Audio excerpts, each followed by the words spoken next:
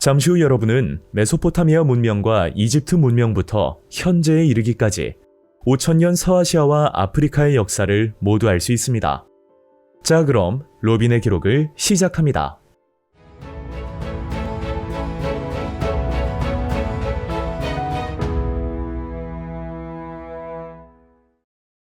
티그리스 강과 유프라테스 강 사이에 위치하였던 메소포타미아는 토지가 비옥하고 관계 농업이 발달하여 농업 생산력이 높았고 개방적인 지형으로 일찍부터 교역이 활발하였습니다. 이러한 바탕 위에 기원전 3500년경 수메르인은 메소포타미아 지역에 여러 도시국가를 건설하여 인류 최초로 도시 문명을 일으켰습니다. 수메르인의 국가에서 왕은 신의 대리인이자 전사로서 신권 정치를 펼쳤습니다. 메소포타미아는 도시마다 지구라트라는 신전을 세워 도시의 수호신을 섬겼고 4, 5세기보다 지금 이 세상에서의 행복을 기원하는 현세적 성격이 강한 다신교를 믿었습니다. 또한 메소포타미아는 천체의 운행으로 운명을 점치는 점성술이 발달하였는데 이를 바탕으로 농업에 필요한 태음력과 육십진법이 고안되었습니다. 수메르인들은 제사의식이나 상거래를 위해 점토판에 쐐기 문자로 기록을 남겼고 이 문자는 이후 서아시아 여러 지역으로 전파되었습니다. 하지만 수메르인의 국가는 잦은 이민족의 침입으로 오래가지 못하고 아카드인에게 정복당하였습니다.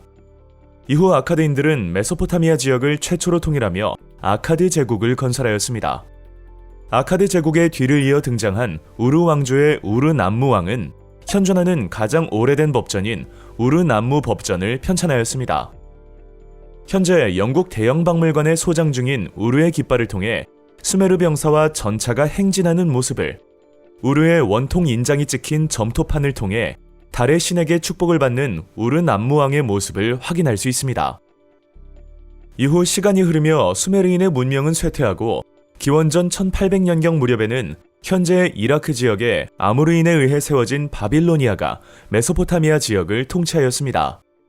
바빌로니아 왕국의 전성기를 이끈 함무라비 왕은 메소포타미아 전역을 통일하였고 함무라비 법전을 편찬하는 등 왕국을 크게 발전시켰습니다.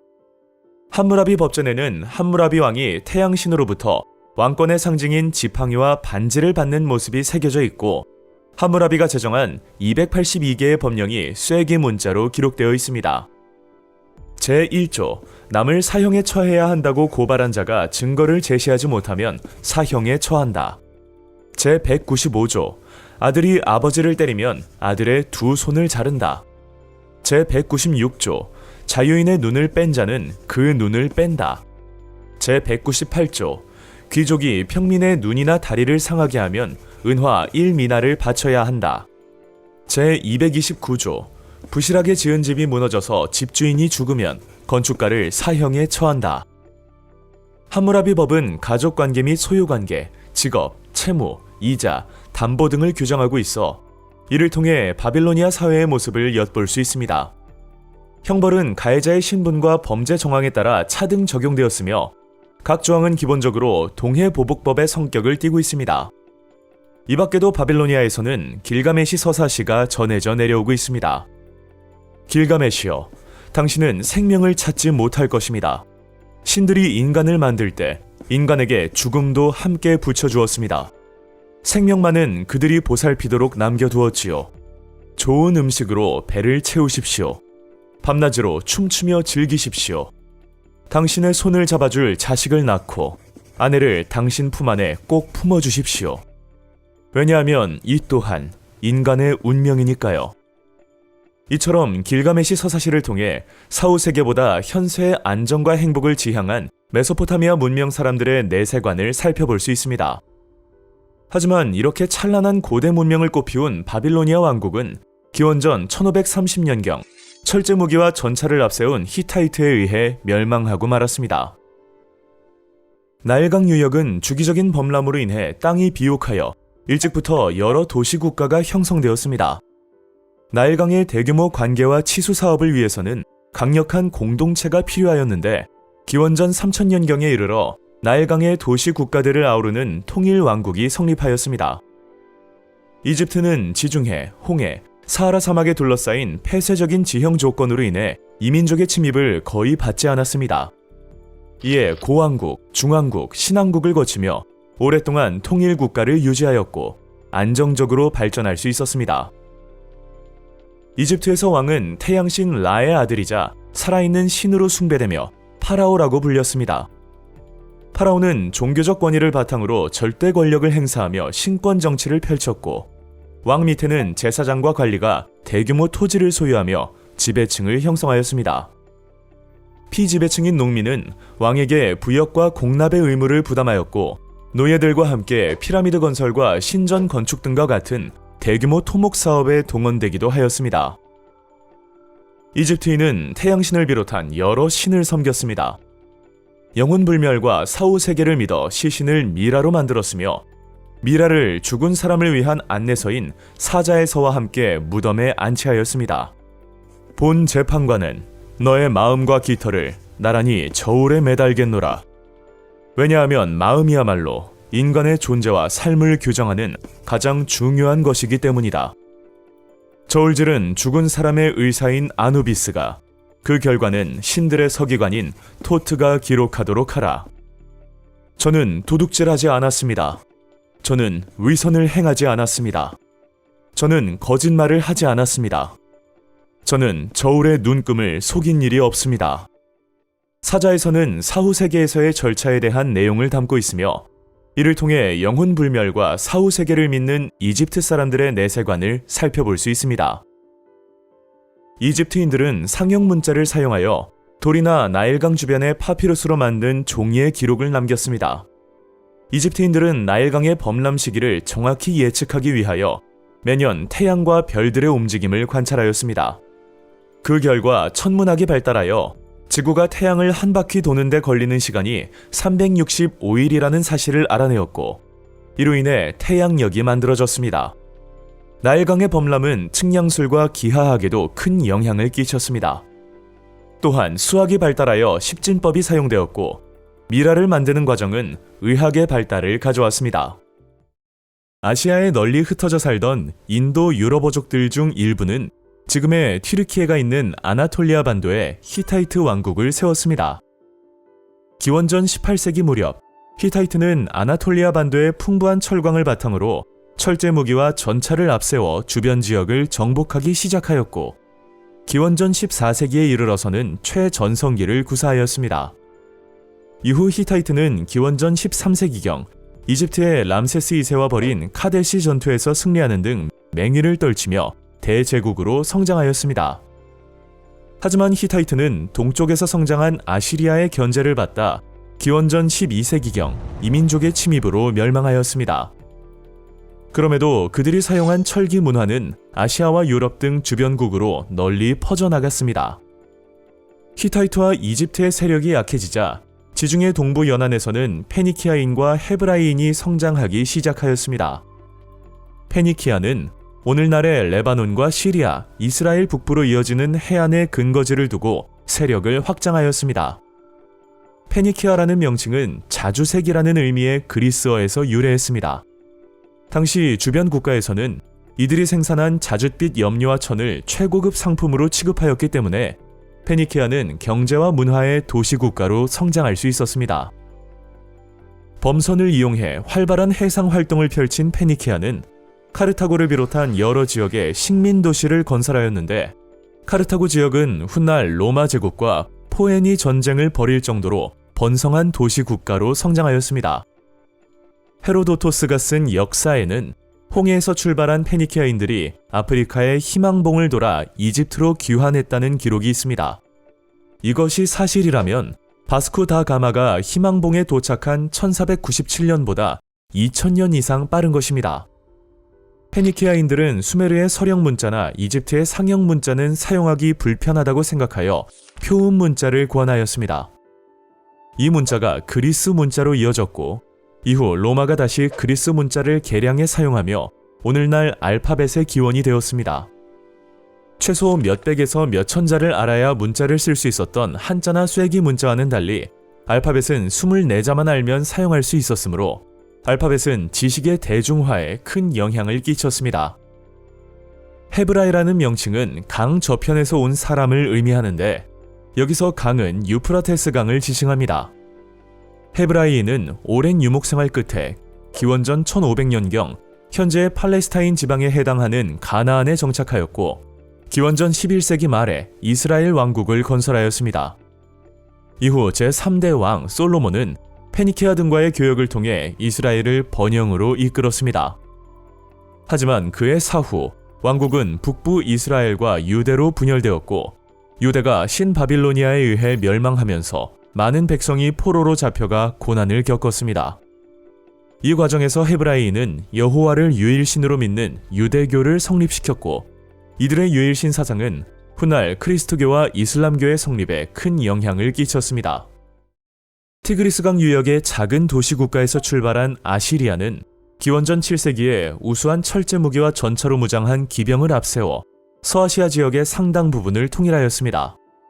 아시리아는 군용 도로와 역전제를 정비하였으며 전국을 주로 나누고 총독을 파견하는 등 중앙 집권 체제를 강화하여 정복지를 다스렸습니다. 나는 수사의 지구라트를 부숴버렸다. 나는 엘람의 사원을 파멸로 몰아넣었다.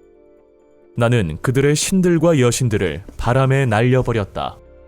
나는 그들의 조상과 옛 왕의 무덤을 짓밟았고 무덤에 햇빛이 들게 하였으며 그들의 뼈를 꺼내어 아슈르의 영토로 가져갔다. 이와 같이 아시리아의 왕이 엘람 왕국을 정복하고 새긴 문자판을 통해 아시리아의 통치 방식을 살펴볼 수 있습니다. 아시리아는 제국의 곳곳에 거대한 지구라트를 건설하였고 수도 니네베에는 왕립도서관을 세워 수많은 문헌을 모으는 등 학문을 발전시켰습니다.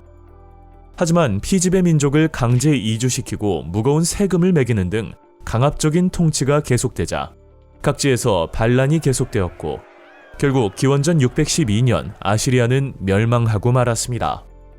이후 서아시아는 메디아, 신바빌로니아, 리디아, 이집트 등 4개국으로 분열되었습니다. 기원전 525년 페르시아의 키루스 왕은 아케메네스 왕조를 수립하고 분열된 서아시아 세계를 다시 통일하였습니다. 나 키루스는 수메르와 아카드의 영토를 절대 위협하지 않을 것이다. 나는 백성들과 그곳의 모든 신전을 보전할 것이다. 내가 살아있는 한 너희의 전통과 종교를 존중할 것이다. 나는 결코 전쟁으로 통치하지 않을 것이다. 그 누구도 다른 사람을 억압해서도 차별해서도 안 되며 까닭 없이 남의 재산을 강탈해서도 안 되며 다른 사람의 자유와 권리를 침해해서도 안 되며 부채 때문에 남자도 여자도 노예로 삼는 일을 금한다. 이와 같이 키루스 원통에 새겨진 키루스의 칙령을 통해 세계 최초로 인간의 기본권을 선언한 것으로 평가되는 키루스 2세의 통치 방식을 살펴볼 수 있습니다. 이후 다리우스 1세는 이집트와 지중해 연안에서부터 인더스강에 이르는 대제국을 건설하여 페르시아 왕조의 전성기를 이끌었습니다.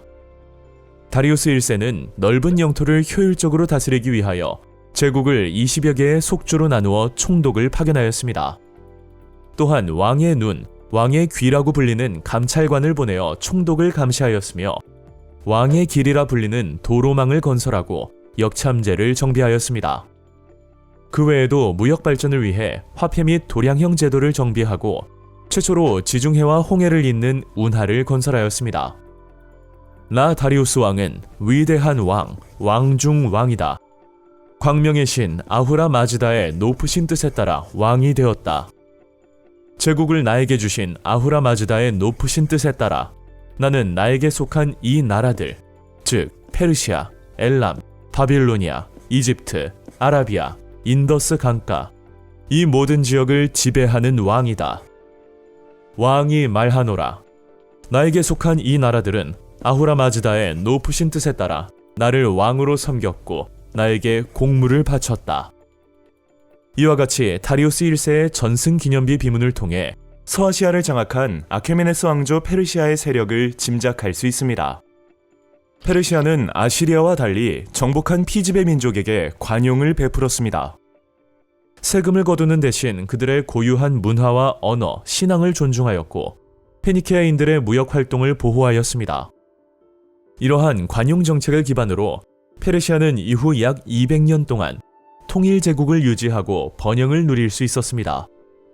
하지만 지중해 해상권 장악을 둘러싸고 벌인 그리스와의 전쟁에서 거듭 패하고 각 주에서 총독들이 반란을 일으키며 점차 세력이 약화되었습니다. 결국 아케메네스 왕조 페르시아는 쇠퇴를 계속하다 기원전 330년 알렉산드로스에게 정복당하면서 멸망하고 말았습니다. 알렉산드로스 제국의 분열 후 이란 계통 파르니족의 족장이었던 아르사케스는 기원전 247년 파르티아 왕국을 건설하였습니다. 이후 파르티아는 기원전 2세기경인 미트라다테스 1세 때 박트리아, 바빌로니아, 아르메니아 등을 정복하며 메소포타미아에서 인더스강에 이르는 대제국을 건설하였습니다.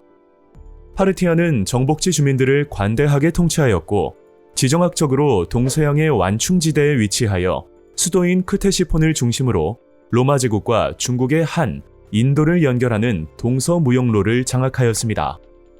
이로 인해 비단 중개무역을 독점하여 실크로드를 형성하고 경제적 번영을 이루었습니다.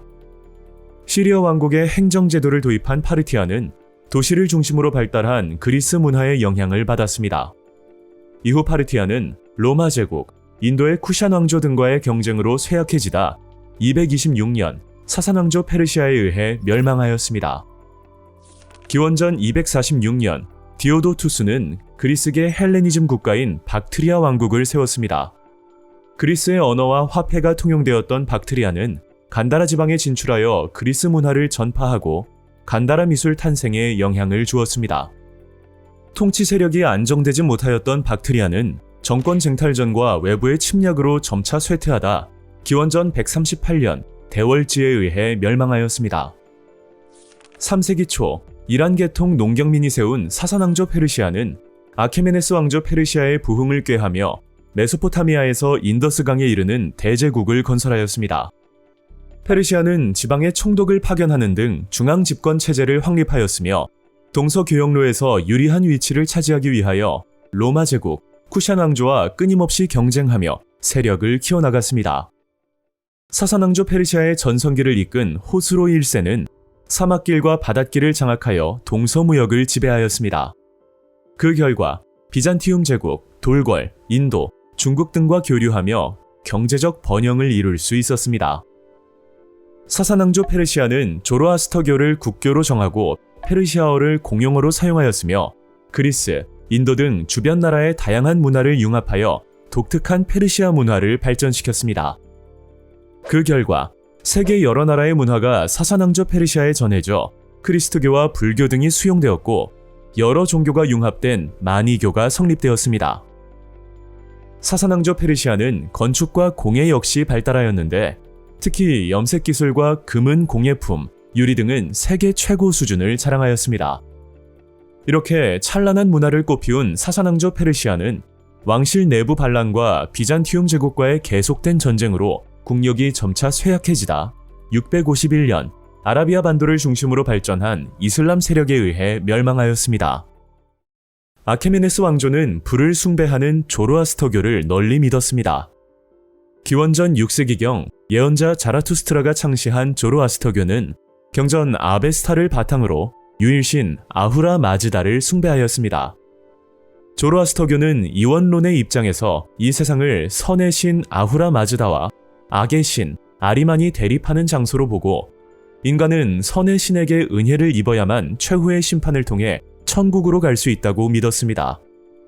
조로아스터교는 아케메네스 왕조 페르시아 다리우스 1세의 후원으로 널리 전파되었고 사산왕조 페르시아 때에는 국교로 공인되었습니다. 조로아스터교의 선악대결, 천국과 지옥, 죽은 자의 부활, 그리고 최후의 심판 등의 교리는 이후 유대교, 크리스트교, 이슬람교, 인도의 대승불교 등에도 큰 영향을 끼쳤습니다. 아케메네스 왕조는 이집트, 바빌로니아, 아시리아, 그리스 등 여러 민족의 문화를 융합하여 국제적인 성격을 띤 문화를 이룩하였습니다. 그 결과 다양한 건축 양식이 융합된 건축술이 발달하였고 정교하고 화려한 공예 기술이 발전하여 금, 은, 유리로 된 공예품 부문에서도 뛰어난 작품을 남겼습니다. 이처럼 여러 민족의 문화를 받아들인 페르시아의 포용성은 페르세폴리스 왕궁 유적과 유물에 잘 나타나 있습니다. 사산왕조 페르시아에서는 세계주의적 종교인 마니교가 나타났습니다. 마니교는 3세기경 예언자 마니가 조로아스터교를 바탕으로 동방에서 전해진 불교와 서방에서 전해진 크리스트교 등의 외래 종교를 융합하여 창시한 종교입니다. 마니교의 가르침은 크리스트교와 불교의 영향으로 현세를 부정하는 금욕주의와 정신주의적 성향이 강하였고, 이로 인해 당시 국가와 결합하여 세속화가 진행되던 조로아스터교와 대립하였습니다. 사사낭조 페르시아에서 이단으로 탄압을 받은 마니교는 중앙아시아와 중국에 전파되어 14세기까지 번성하였습니다. 비잔티움 제국으로부터 그리스의 철학과 자연과학 등 다양한 문화적 영향을 받은 사사낭조 페르시아는 주변 여러 나라와 교류하며 서아시아 문화의 중심으로 자리를 잡을 수 있었습니다. 사사낭조 페르시아는 건축과 공예에도 뛰어난 작품을 남겼습니다. 특히 유리그릇과 은그릇, 견직물, 도자기 제작 기술과 양식 등은 서아시아 세계는 물론 동쪽의 중국, 한국, 일본에도 전파되었습니다. 아라비아 반도는 대부분 사막과 초원으로 이루어져 있어 아라비는 오아시스를 중심으로 농업과 유목에 종사하며 살았습니다. 그러다 6세기 후반 사사낭조 페르시아와 비잔티움 제국의 대립이 심화되면서 기존의 교역로가 막히자 상인들은 새로운 동서무역로를 개척하였고, 이에 메카, 메디나와 같은 해안 도시가 번성하기 시작하였습니다. 하지만 교역 활동이 활발해지면서 일부 귀족만 부를 독점하여 빈부격차가 심화되었고, 부족마다 다른 신을 섬겨 부족 간의 전쟁도 끊이지 않았습니다. 이러한 아라비아 반도의 사회적 혼란 속에 7세기 초 메카의 상인이었던 무함마드는 유대교와 크리스트교의 영향을 받아 알라를 유일신으로 하는 이슬람교를 창시하였습니다. 무함마드는 우상 숭배 금지, 유일신 알라에 대한 절대 복종, 만민 평등과 형제애를 내세우며 신 앞에 모든 인간은 평등한 존재라고 강조하여 민중의 절대적인 지지를 받았습니다. 알라는 모세에게 성서를 주고 마리아의 아들 예수에게 권능을 내려 성령으로 그를 보호하였다. 우리는 알라를 믿고 우리에게 계시가 된 것과 아브라함과 이스마엘과 이삭과 야곱과 모세와 예수, 예언자들이 계시받은 것들을 믿는다. 그 누구도 구별하지 아니하며 알라만을 믿는다. 쿠란은 알라가 무함마드에게 내린 계시를 기록한 이슬람교 경전을 말합니다. 쿠란은 현재 다양한 언어로 번역되고 있지만 아랍어를 번역한 책은 쿠란에 대한 주석서로만 여겨지고 있습니다. 이슬람교는 단순한 신앙이 아닌 생활 양식 그 자체로 쿠란에는 이슬람교의 기본 교리인 육신 5행이 명시되어 있습니다. 6가지 믿음을 뜻하는 육신은 알라, 천사, 성서, 사도, 최후의 심판일, 정명에 대한 믿음이고, 5가지 의무를 뜻하는 5행은 신앙 고백, 예배, 금식, 자선, 성지 순례를 말합니다. 이슬람교가 유일신 사상과 평등을 강조하며 점차 세력이 커지자 무함마드는 메카의 보수적인 귀족층으로부터 온갖 탄압을 받았습니다. 이에 무함마드는 박해를 피해 메카를 떠나 메디나로 이주하였습니다. 이 사건을 가리켜 헤지라라 부르고, 헤지라가 발생한 622년은 이슬람력의 기원이 되었습니다. 이후 메디나에서 교세를 확장한 무함마드는 여러 차례 전투를 거쳐 메카를 장악하였고, 630년 아라비아 반도 대부분을 통일하며 교세를 확장하였습니다. 632년 무함마드가 세상을 떠나자 이슬람 공동체는 칼리프를 선출하여 정치, 종교의 대권을 맡겼습니다. 제4대 칼리프까지는 무함마드와 함께 활동하던 동료 중에서 선출하였는데, 이 시기를 이슬람의 가르침에 충실한 정통 칼리프 시대라 부릅니다. 무함마드를 잇는 계승자라는 뜻의 칼리프는 이슬람 공동체의 종교 지도자이자 최고 통치자 역할을 하였습니다. 칼리프 시기 이슬람 세력은 이슬람교로 개종 시 세금을 감면해주는 등의 방법으로 교세를 확장하였고, 이후 이집트, 사사낭조 페르시아 등을 정복하며 대제국으로 발전할 수 있었습니다. 이슬람에서는 종교적인 계급이 따로 존재하지 않았습니다. 또한 계급과 종족에 따른 차별을 하지 않고, 정복지 주민이 지지야라 불리는 인두세를 내면 그들의 종교를 허용해 주었습니다. 평등과 타 종교에 대한 관용적인 태도, 강력한 군사력으로 인해 이슬람 세력은 빠르게 성장할 수 있었습니다. 하지만 성장 과정에서 칼리프 선출을 둘러싼 내분이 일어나 제4대 칼리프인 알리가 암살되는 일이 발생하였습니다. 뒤이어 칼리프가 된 시리아 총독 무아위야는 661년 우마이야 왕조를 열고 자신의 가문이 칼리프를 세습하게 하였습니다. 그 과정에서 이슬람 교도들은 우마이야 왕조의 정통성을 두고 수니파와 시아파로 나뉘어 대립하게 되었습니다. 수니파는 무함마드의 언행인 순나를 따르며 공동체의 통일을 중시하는 세력으로 능력과 자질을 갖춘 이슬람 교도라면 누구나 칼리프가 될 수 있다고 주장하였습니다. 반면에 시아파는 알리와 그의 후손만을 무함마드의 정통한 후계자로 여겼습니다. 우마이야 왕조는 수도인 다마스쿠스를 중심으로 정복 활동을 벌여 중앙아시아에서 북아프리카, 이베리아 반도에 이르는 대제국을 건설하였으며 이후 아랍어를 공용어로 하고 화폐를 통일하는 등 통일 정책을 추진하였습니다. 하지만 우마이야 왕조는 만민 평등을 내세웠던 이슬람 교류와는 달리 아랍인을 우대하고 아랍인 외의 이슬람 교도를 차별하였습니다.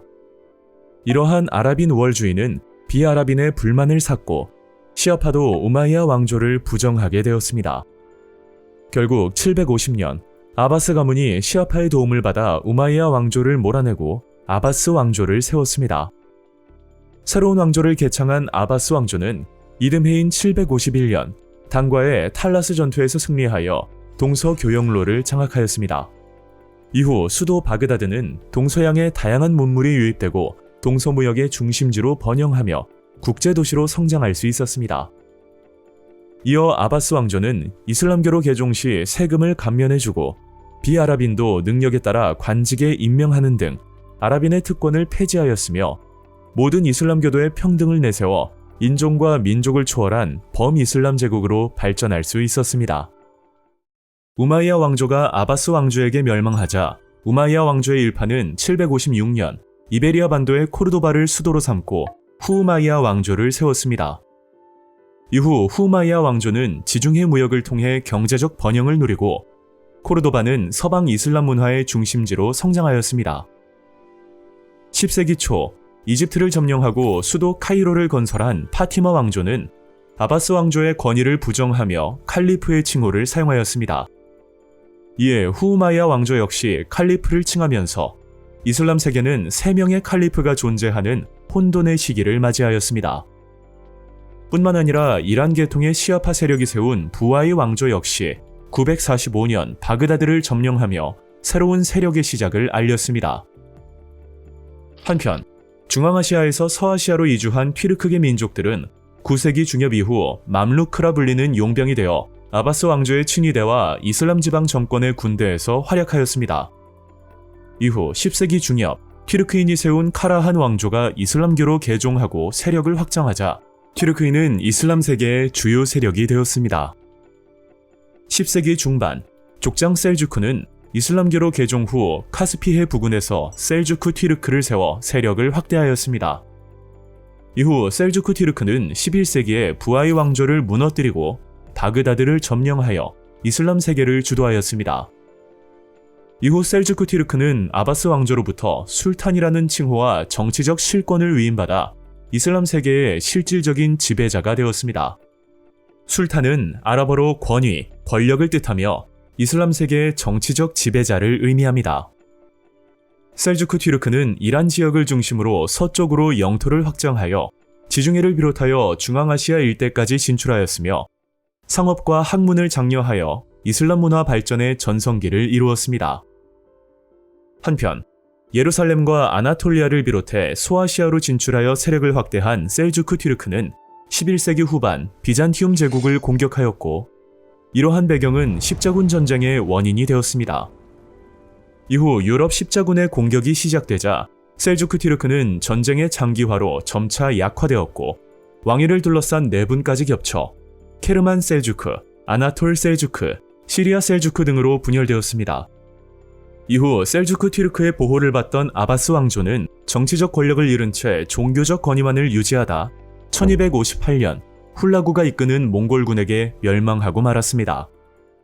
이슬람교는 상업 행위를 긍정적으로 여겨 이슬람 세계는 상업과 무역이 매우 발달하였습니다. 특히 751년 벌어진 탈라스 전투를 계기로 이슬람 국가가 동서 교역로를 장악하자 각종 동서양 문물이 바그다드와 코르도바 같은 대도시에 집중되었습니다.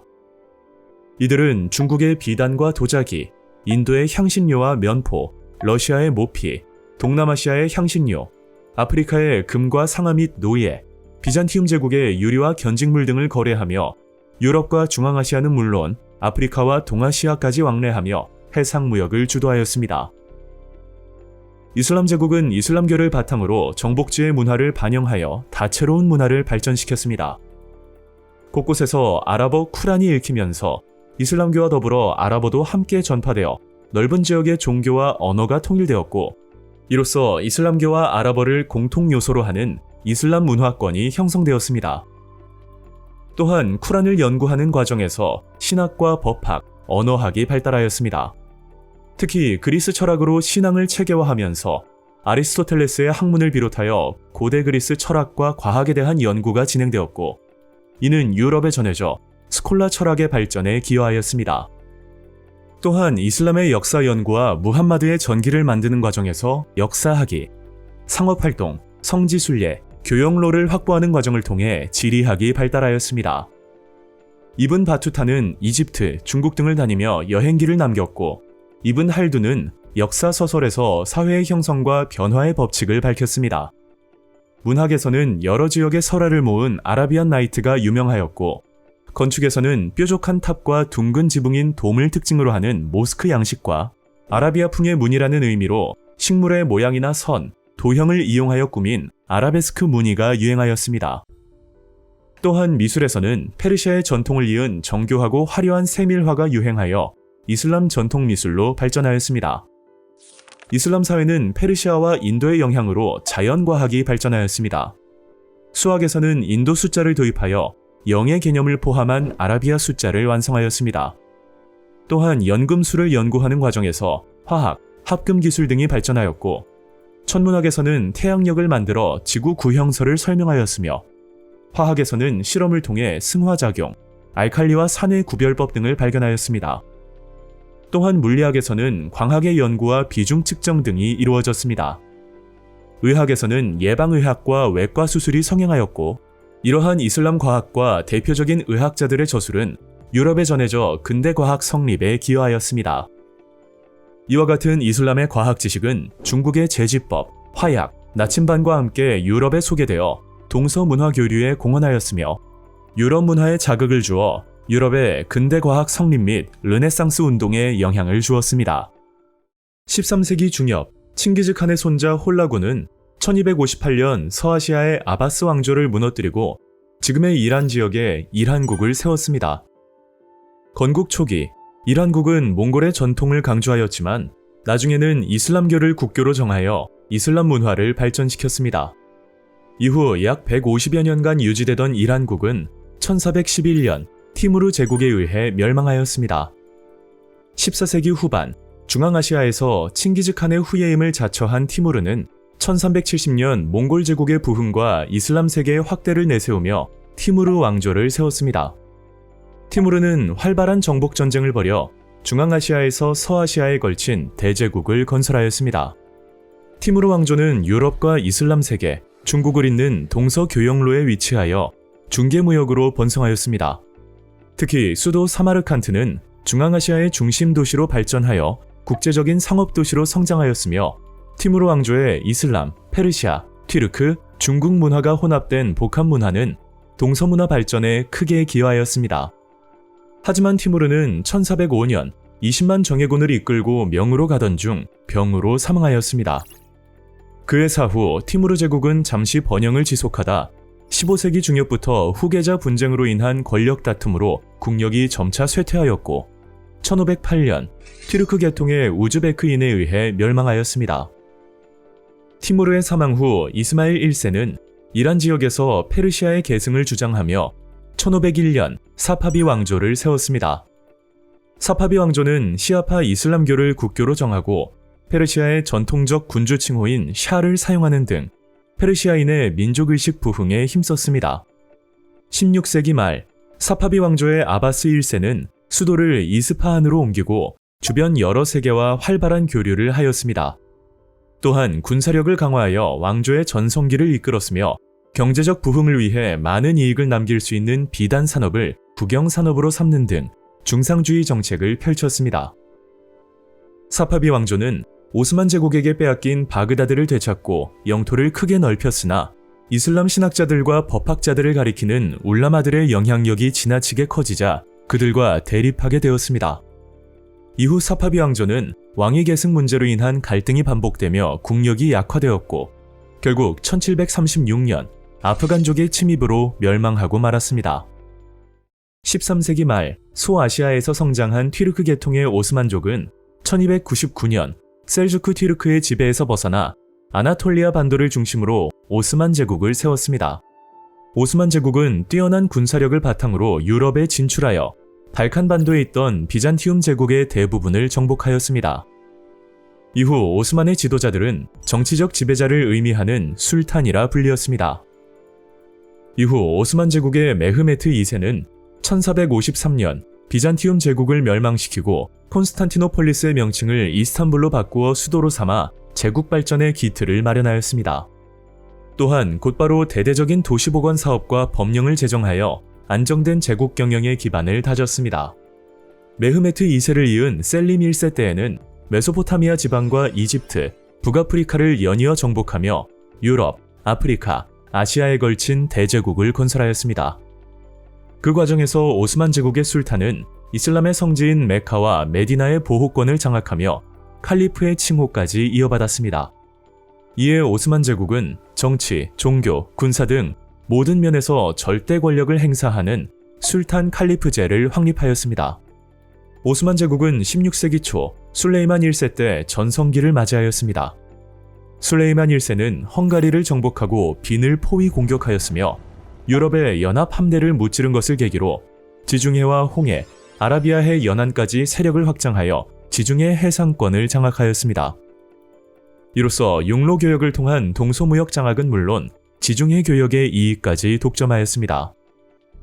그러나 오스만 제국은 17세기 말 헝가리를 상실하고 18세기 유럽 열강의 세력 확장과 중앙정부의 관료 및 군인들의 부패로 지방 세력의 통제를 상실하면서 쇠퇴의 길로 접어들게 되었습니다.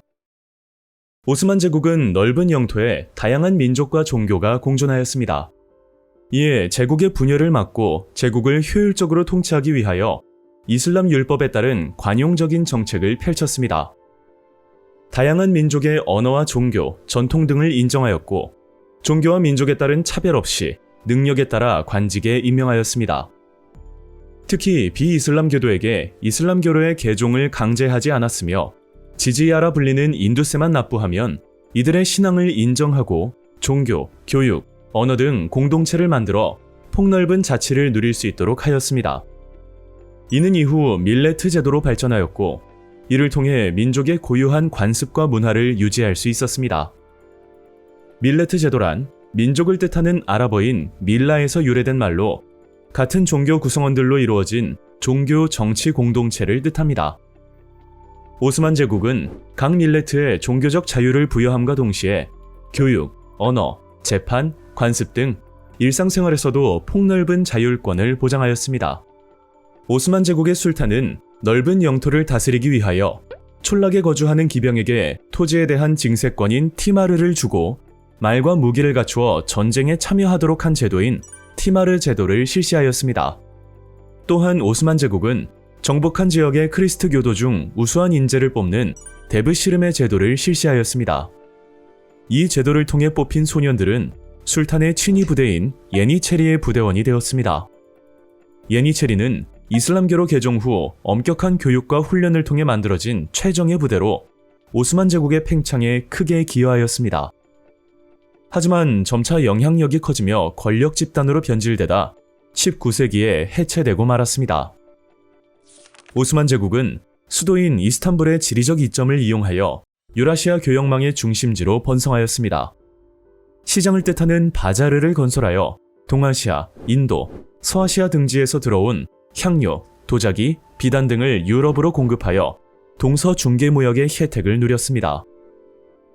오스만 제국 문화는 이슬람 문화와 튀르크 문화를 바탕으로 비잔티움과 페르시아 문화의 특색이 더해지며 이슬람 문화의 황금기를 이루었습니다. 건축에서는 비잔티움 양식을 도입한 이슬람 사원인 모스크가 유명하였습니다. 오스만 제국을 대표하는 건축물인 술탄 아흐메트 사원은 내부가 푸른색과 녹색의 타일로 이루어져 있어 블루 모스크라고도 불리고 있습니다. 오스만 제국에서는 페르시아의 영향을 받은 세밀화가 유행하였습니다.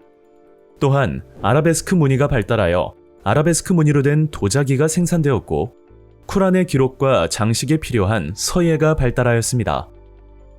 문학에서는 페르시아의 전통을 이은 궁정 문학이 유행하였으며 천문학, 수학, 지리학 등 실용적인 학문도 발달하였습니다.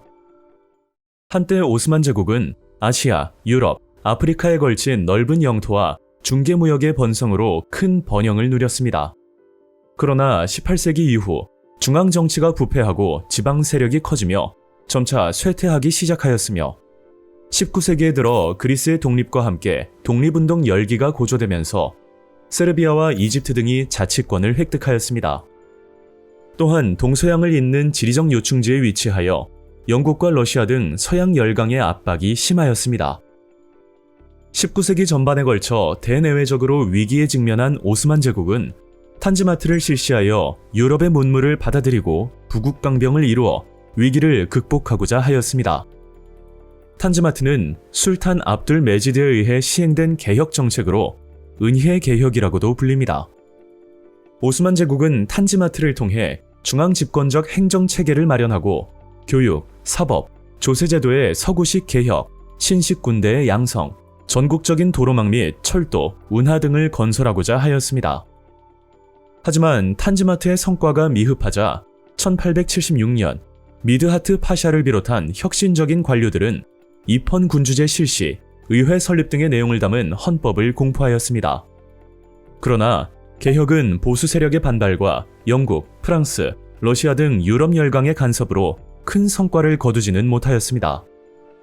한편 오스만 제국은 러시아 튀르크 전쟁에서 패하여 유럽 영토의 대부분을 상실하고 국가 재정 역시 서양 열강의 통제를 받게 되었습니다. 이러한 위기 속에 술탄 압들 하미드 2세는 범이슬람주의를 내세우며 의회의 해산과 헌법 정치 등 개혁 정치를 중단하며 전제 정치를 부활시켰습니다. 술탄의 전제 정치 강화에 오스만 제국의 국민들은 크게 반발하였고 결국 1908년 청년 장교와 관료, 지식인들은 청년 튀르크당을 조직하여 무력으로 정권을 장악한 뒤 헌법을 부활시켰습니다. 이어 법률제도의 서구화와 여성의 지위 향상, 근대적 산업 육성과 언론의 자유 보장 등 근대적 정책을 실시하고 외세 배척 운동을 벌였습니다. 하지만 청년 튀르크당은 극단적 튀르크 민족주의를 앞세워 제국 내 다른 민족의 반발을 초래하였습니다. 한편 오스만 제국은 1912년에 벌어진 발칸 전쟁과 1914년에 벌어진 제1차 세계대전에서 잇따라 패배하며 남은 유럽 영토마저 대부분 상실하였으며 그 결과 유럽 열강의 간섭이 심화되고 국제적 지위가 크게 추락하는 결과를 맞이해야만 했습니다. 이후 청년 튀르크당의 당원이었던 무스타파 케말은 술탄 제도를 폐지하고 1923년 튀르키예 공화국 선포 및 초대 대통령에 취임하였습니다. 케말은 정치와 종교를 분리하고 문자 개혁, 일부 다처제 폐지와 남녀 평등권 및 여성의 참정권 허용 등 터키의 근대화에 이바지하였습니다. 이에 1934년 의회는 무스타파 케말에게 튀르키예인의 아버지라는 뜻의 아타튀르크의 칭호를 증정하였습니다. 18세기 후반 아랍 지역은 점차 오스만 제국의 지배에서 벗어났지만 서양 제국주의 열강의 지속적인 침략을 받기 시작하였습니다. 이러한 상황에서 아라비아 반도의 이븐 압둘 와하브는 초기 이슬람교의 정신으로 돌아가자는 순수 이슬람 회복 운동인 와하브 운동을 전개하였습니다. 와하브 운동은 오스만 제국의 지배 및 이슬람교의 타락과 형식주의를 비판하고 쿠란으로 돌아가자라는 구호를 내세우며 이슬람교의 근본 원리에 충실할 것을 강조하였습니다. 아랍인의 민족의식을 일깨운 와하브 운동은 오스만 제국에 반대하는 아랍 민족운동으로 발전하였고 이후 와하브 왕국 건설에 영향을 미쳤습니다. 이후 와하브 왕국은 오스만 제국의 공격에 멸망하였습니다. 그러나 와하브 왕국을 후원한 사우드 가문은 1932년 와하브 운동과 결합하여 훗날 사우디아라비아 왕국으로 이어졌고, 와하브 운동 당시 쓰였던 깃발은 현재 사우디아라비아의 국기가 되었습니다. 한편 19세기 말에서 20세기 초 시리아, 레바논, 이집트를 중심으로 아랍 문화 부흥 운동이 전개되었습니다. 아랍 문화 부흥 운동은 순수 아랍인에 의한 아랍 사회를 만들자는 아랍 민족주의가 기반이 되어 아랍 고전을 연구하고 성서를 아랍어로 번역하는 등 아랍과 이슬람 고유 문화의 부흥과 발전에 기여하였습니다. 18세기 이란에서는 카자르 왕조가 성립하여 이란 지역을 지배하기 시작하였습니다. 하지만 19세기에 들어 서구 열강의 세력이 확대되자 카자르 왕조는 남하 정책을 추진하던 러시아와 이를 저지하려는 영국의 대립으로 인해 철도, 삼림, 광산, 물품 전매 등의 많은 이권과 넓은 영토를 빼앗겨야 했습니다. 1890년 영국이 담배의 제조, 판매, 수출에 대한 독점권을 획득하고 카자르 왕조에 대한 영향력을 확대하자 담배 경작자, 상인, 개혁 세력, 이슬람 성직자들은 이권을 회수하기 위해 담배 불매 운동을 벌였습니다. 불매 운동이 전국으로 확산되자 카자르 왕조는 이권을 회수할 수 있었지만 그 과정에서 막대한 배상금을 지불하여 영국에 경제적으로 종속되고 말았습니다. 이후 이란에서는 1906년 이펀 혁명이 일어나 국민의회가 구성되고 이펀 군주제 헌법이 제정되었습니다. 하지만 이펀 혁명은 보수 세력의 반발과 영국과 러시아의 무력 간섭으로 실패하였습니다. 이후 이란은 영국과 러시아에 의해 분할 통치되었고 1918년 페르시아 영국 조약으로 영국의 식민지가 되었습니다. 하지만 이란은 레자 샤의 지도 아래 반영 민족운동을 전개하여 1925년 카자르 왕조를 무너뜨리고 팔레비 왕조를 세웠습니다. 이후 팔레비 왕조는 국제연맹에 가입하고 중앙집권제 실시, 철도 부설, 여성의 차도르 착용 금지 등 다양한 개혁 정책을 추진하였으며 치외법권 철폐 등 불평등 조약을 폐기하였습니다.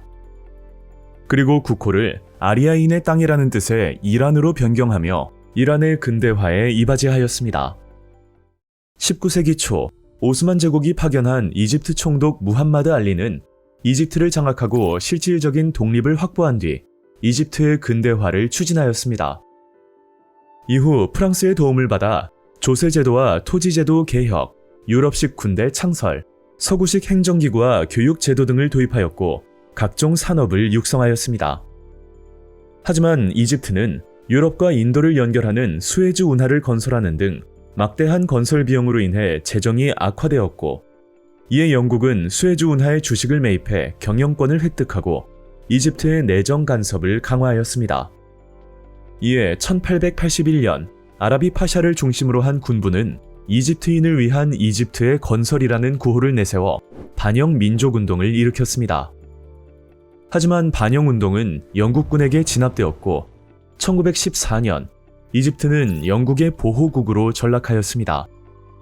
이집트는 제1차 세계대전 이후 와프드당을 중심으로 적극적인 반영운동을 전개하였습니다.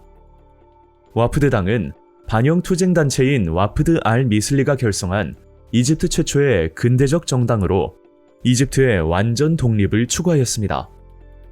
이집트는 와프드당의 활약에 힘입어 1922년 영국으로부터 독립하였지만 수에즈 운하 관리권과 군대 주둔권은 여전히 영국의 지배 아래 있었습니다. 그러다 군인이었던 나기브와 나세르는 1952년 쿠데타를 일으켜 왕정을 폐지하고 공화국을 수립하였습니다. 이후 1953년 초대 대통령에 취임한 나기브는 1956년 수에즈 운하의 국유화를 선언하였습니다. 19세기 말 유럽 열강은 금, 은, 다이아몬드, 고무 등의 자원을 노리고 아프리카를 경쟁적으로 침략하여 식민지로 삼았습니다. 아프리카인들은 이러한 열강의 침략에 맞서 거세게 저항하였습니다. 에티오피아의 메넬리크 2세는 철도와 학교를 설립하고 강력한 군대를 양성하는 등 근대적 개혁을 추진하였습니다. 에티오피아는 수에즈 운하 개통으로 열강의 침략을 받았지만 1896년 아도와 전투에서 이탈리아를 격퇴하는 등 강력한 군사력을 바탕으로 독립을 유지할 수 있었습니다. 수단은 19세기 말 무하마드 아마드의 주도로 구세주를 뜻하는 마흐디 운동을 전개하였습니다. 이들은 수단의 독립과 이슬람 국가 건설을 목표로 서구 식민주의와 제국주의에 저항하였지만 영국 이집트 연합군에 진압되고 말았습니다. 남아프리카 동쪽의 줄루 왕국은 1879년에 영국과 충돌함에 벌어진 줄루 전쟁에서 패배하여 영국의 식민지가 되었습니다. 나미비아의 헤레로족은 1904년 독일의 수탈과 학대에 저항하며 봉기하였지만 독일군은 헤레로족의 80%를 살해하는 등 봉기를 진압하였고 남은 헤레로족은 사막으로 쫓겨나거나 노예에 가까운 노동자로 살아야 했습니다. 탄자니아에서는 1905년 독일의 면화 재배에 저항하며 마지막이 봉기를 일으켰지만 이들의 봉기는 독일에 의해 진압되었습니다. 알제리는 1830년대부터 30여 년간 프랑스의 지배를 받았지만 끊임없는 항쟁을 하며 독립을 쟁취할 수 있었습니다. 범아프리카 회의인 PAC는 제국주의로부터 정치, 경제적 독립을 위해 아프리카인이 힘을 합쳐 싸울 것을 결의하였습니다. 서아시아 지역은 1943년 레바논, 1946년 시리아가 프랑스로부터, 1946년 요르단이 영국으로부터 독립하는 등 제2차 세계대전 전후로 현재의 국경 모습을 갖추기 시작하였습니다. 팔레스타인 지역에는 영국의 벨푸어 선언과 제2차 세계대전 이후 국제연합의 결의로 1948년 이스라엘 공화국이 수립되었습니다. 벨푸어 선언은 1917년 영국의 외무장관 벨푸어가 제1차 세계대전 당시 유대인의 지지를 얻기 위해 팔레스타인에 유대인을 위한 민족국가를 수립하는 데 동의한다고 발표한 선언입니다. 벨푸어 선언에 대해 미국, 프랑스, 이탈리아 등이 지지를 표명하였고 1920년 산레모 회의에서 영국의 공식 정책으로 채택되었습니다. 벨푸어 선언은 1915년 아랍인에게 독립국가 건설을 약속했던 맥마흔 선언과는 상반되는 내용을 담고 있었습니다. 이스라엘 공화국이 수립되자 팔레스타인과 이집트, 시리아 등의 아랍 세력은 이에 반발하여 중동 전쟁을 일으켰습니다. 하지만 미국의 지원을 받은 이스라엘이 4차례 중동 전쟁에서 연거푸 승리를 거두었고 팔레스타인 내 이스라엘의 영역은 점점 넓어졌습니다. 그러자 팔레스타인은 팔레스타인 해방기구인 피에로를 창설하며 자치정부를 수립하였고 그 결과 팔레스타인과 이스라엘의 민족 종교적 분쟁은 현재까지 이어지고 있습니다.